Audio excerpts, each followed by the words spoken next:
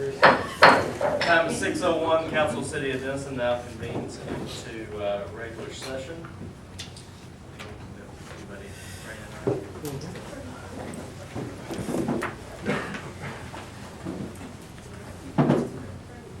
okay. Pastor Freddie Gore. Come forward, please. I didn't have it down. All right.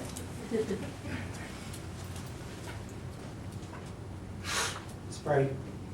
Our God and our Father, we're so thankful to Thee for all that Thou hast blessed us with on today. Thank You for giving us the activities of our limbs to go about our daily tasks. And as we come to this meeting this evening, Master, we pray that all minds and all hearts will be fixed on doing that which would be best for the city of Denison. And we ask Your blessings upon these men and women who have shared their time and efforts to make this city a better place in which to live. We thank You and we praise You in Jesus' name. Amen. Pledge Allegiance to the flag of the United States of America and to the republic for which it stands, one nation under God, indivisible, with liberty and justice for all.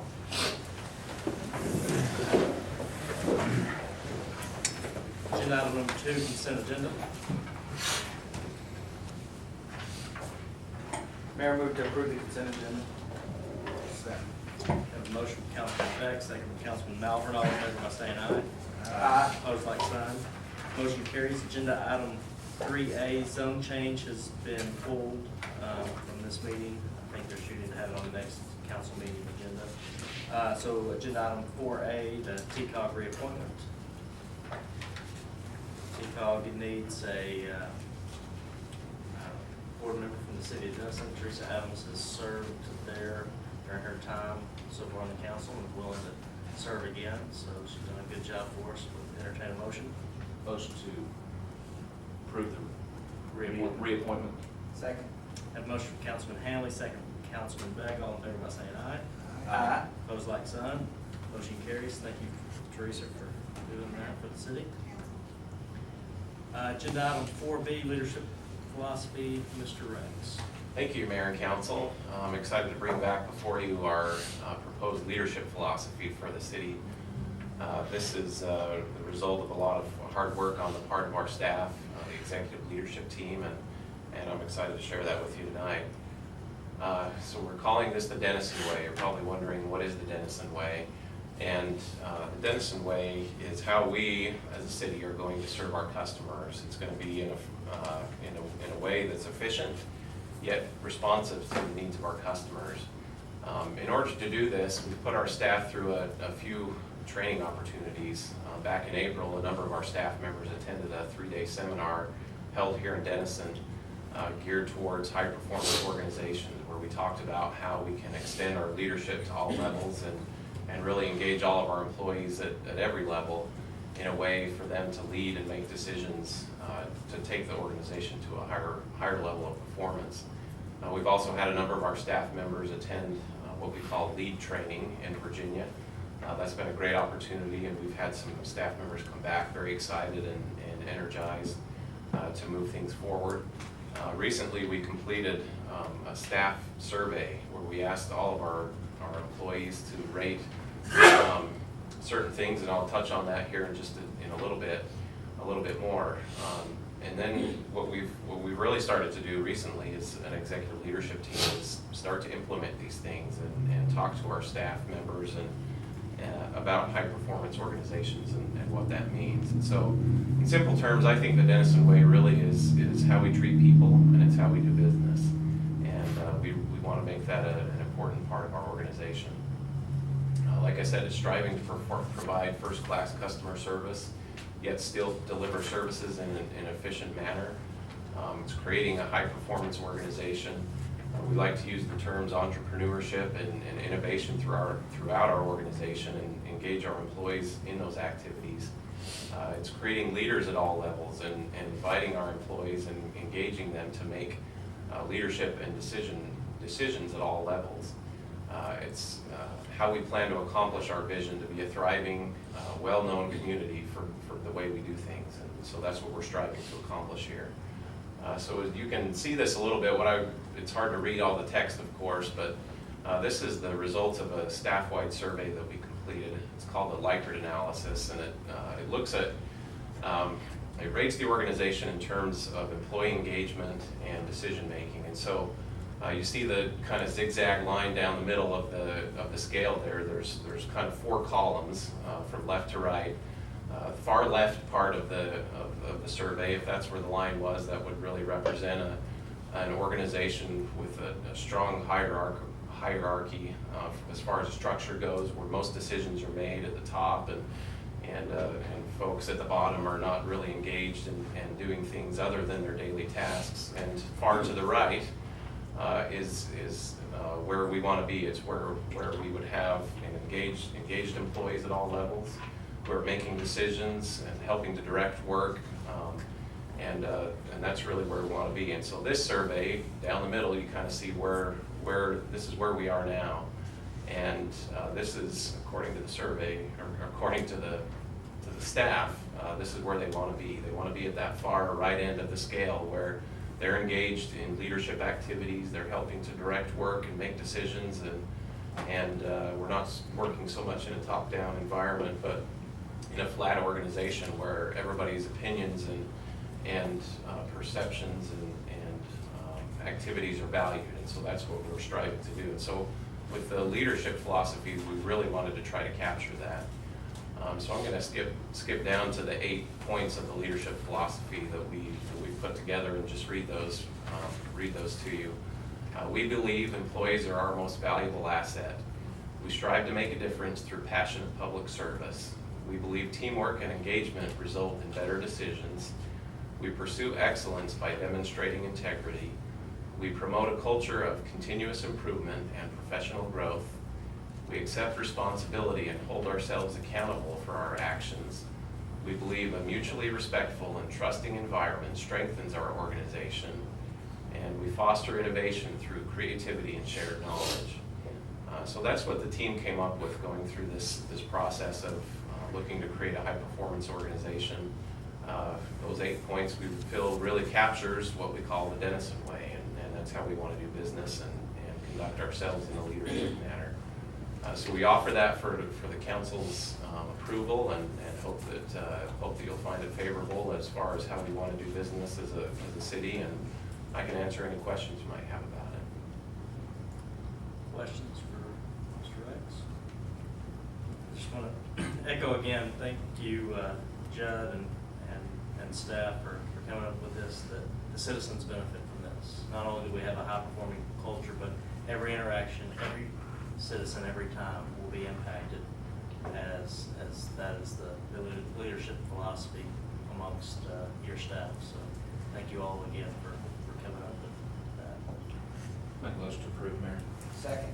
Have a motion from Councilman Hanley, second from Councilman Beck. All in favor by saying aye. Aye. Opposed, like sign. Motion carries. Agenda item 4C. Mr. Howard. There you go.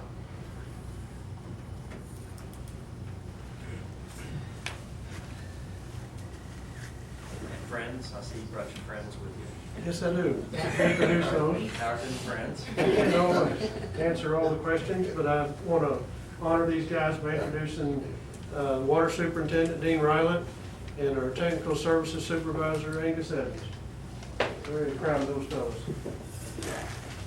Of course, they want to make sure I didn't say something I wasn't supposed to. I know that the council is interested and expressed that at the last meeting in continuing to make progress on a lot of our CIP projects, and it was wanted a report about Lake Randell and all the progress, and it's my honor to give that to you tonight. A lot of money's been invested in Lake Randell lately. It's one of the most, as I hope that I can portray to you, it's a genuine asset to the city that we should all be proud of. Just some of the background on Lake Randell. It was originally impounded in 1909, so it's at 106 years. It was, as best I can tell, the 4th major reservoir in Texas. A major classification is above 5,000 acre feet. Lake Austin, 1893, it washed out in 1900. They rebuilt it in 1915. Eagle Lake at Eagle Pass was 1900, and Lake Wichita was 1901. So the thing that really stands out to me was the type of equipment that was available in 1909 to build the lake, and the few number of lakes that had been built, and what was known about how to do it was not a lot of information. And so we really were on the forefront pioneer in water reservoirs in Texas. In 1941, the capacity was increased with approximately an 8-foot increase in the height of the dam, and also the addition of 23 steel gates, 2 OG weirs on the end, and a steel bulkhead wall for the wave action at the face of the dam. It's currently at about 310 acres, 5,400 acre feet. For average years, it yields enough water for what Denison needs for the last couple of decades as far as our average daily demand year in and year out. However, we've had drought for 3+ years, and then as Denison grows, everything, that last line, I'm just saying everything is pointing to Lake Texoma, and that's where Denison's future really is. This is an aerial shot that was taken about 2009. At the left side, you'll see the one clear well, the steel clear well, which is the only one we had at the time. Council funded a $2.6 million additional clear well that sits in that general vicinity of the plant. But 2009 was a great year. The lake was full. We haven't seen that for quite some time. I added this shot as well, and you can see that Lake Randell is about the size of Lake Texoma at the top of the page, at least from this angle.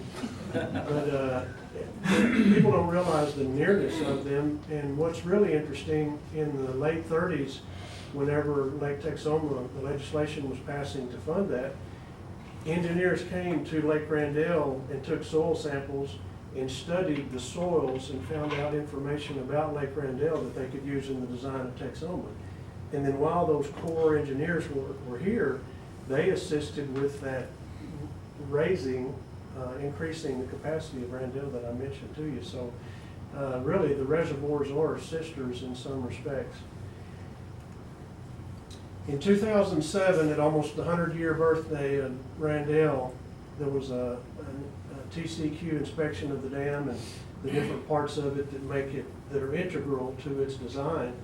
And there was 5 deficiencies that were identified. One was a seepage area on the backside of the dam that was basically a leak. Sometime in the past, they had determined for a significant, the dam for Randell is considered a significant hazard dam, and we have to be able to pass 55–57% of a maximum probable flood. The failures that you see in the news lately, whenever the water goes over the dams, because the spillway can't handle the entire flow. And those steel gates, although they gave us 8 foot of additional capacity, we asked them, well, how Dean and his guys have gone out and opened those for 30+ years. The lake was a mere 70 years old when Dean got here.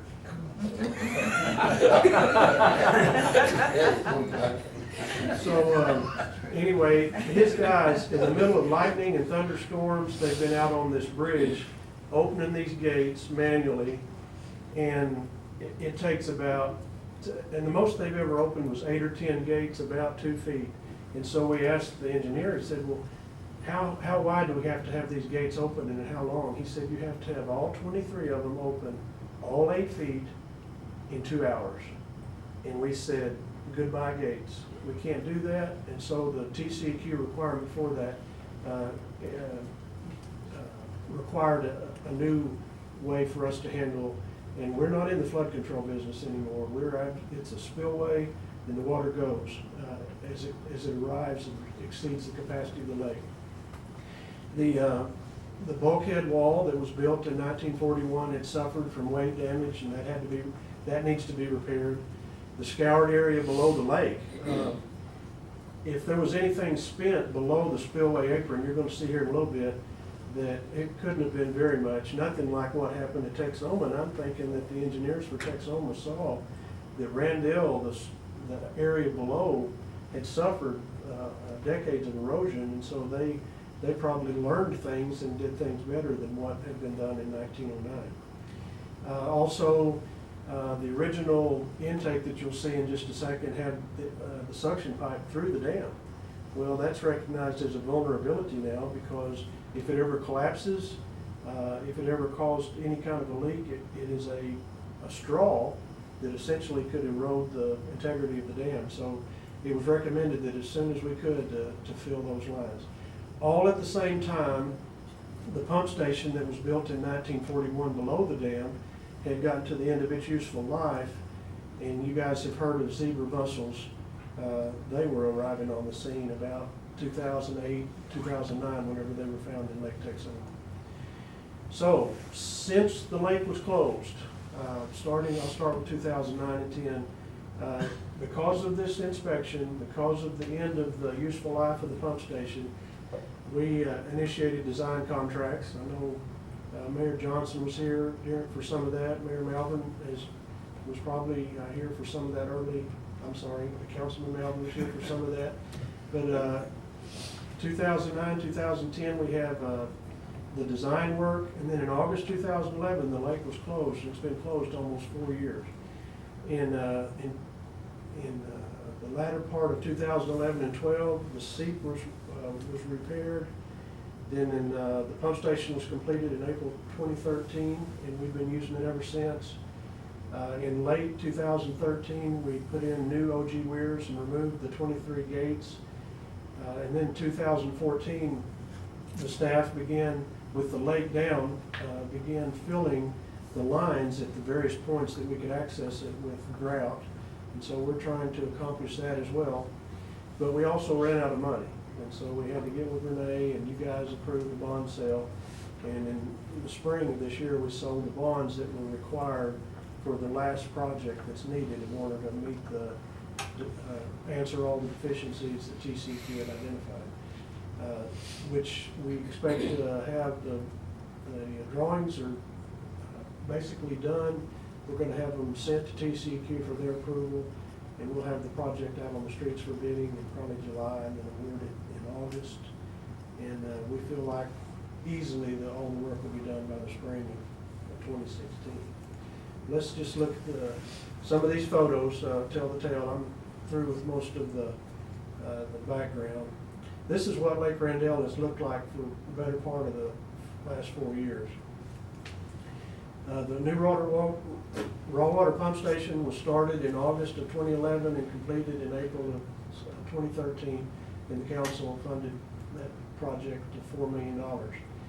What you can see here is the old derrick style intake from 1909 that had, I mean, it doesn't take much to see that it was at the end of its useful life. And right on the bottom of this slide, you can see an additional pipe that was put up and over the dam underneath the 1941 8-foot raising of the dam. And so we had two pipes, both of them in the dam, one for over 100 years and one for 70 years before we started this new pump station. The new pump station was started on this south bank. Here you see the work taking place. There's a silt screen baffle put out into the lake to keep the silt from the construction getting out into the lake, and the work has begun. Here's the excavation in the embankment. This is a shot of the soil nails. They were drilled into the layers of rock and shale in order to hold basically the lift station in place. And why I want you to see these pictures is because the same concept is being proposed for Lake Texoma. And that we will dig down and once we get all our approvals through the Corps to put these soil nails in, and ultimately you're going to see a pump station. The one at Randell will very much look like what we anticipate being on Lake Texoma. They gunite the back walls as they're going down, and they keep excavating, and just continued all the way down to the bottom of the pump station. This is from the lakeside, and you can see this is looking into the pump station and the sidewalls that have been gunnited and reinforced. And this is the same kind of concept that we're being proposed for Lake Denison. Whenever you stretch these photographs to fit this large of a scale, it's very slimming. And this is Dean right here, but you couldn't tell that if I didn't point that out. This is, they're starting to pour the tank, the bottom of the pump station, and they've finished pretty much the channel. And then here is another aerial shot. You guys, I think nearly everybody's been on a tour and seen the pump station. These are the intake screens. They're made out of copper. They were expensive, but you had to have this or stainless steel in order to fight these guys. And I think this was our first photograph of zebra mussels. You can see about 4 adults on this rock, and I think we turned that over as we were getting ready for the construction, and that's about the time we were finding them. It was really a perfect storm. For us to have this pump station, we had it.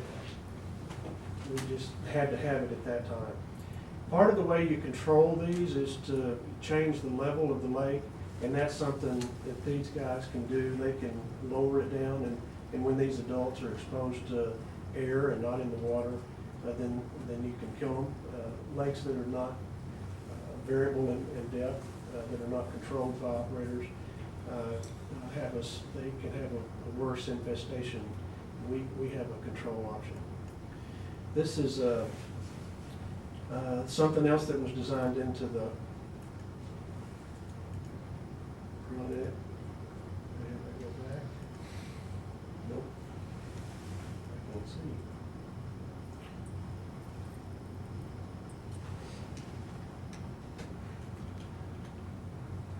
Can you make that go? Did you hit that play button on the corner? Play, just press play. Eye exam. Exactly.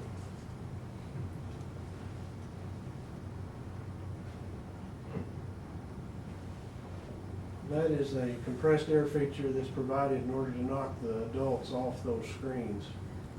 And in addition to that, for the physical attachment, we have a chemical process that addresses the larvae, the swimmers, as they come into the pump station. Okay, now I've got to get off of this one. So what do I do here? Off the picture. The seat repair was started in October 2011, completed in August of 2012, $77,000. The seat, you can see the road across the top of the dam.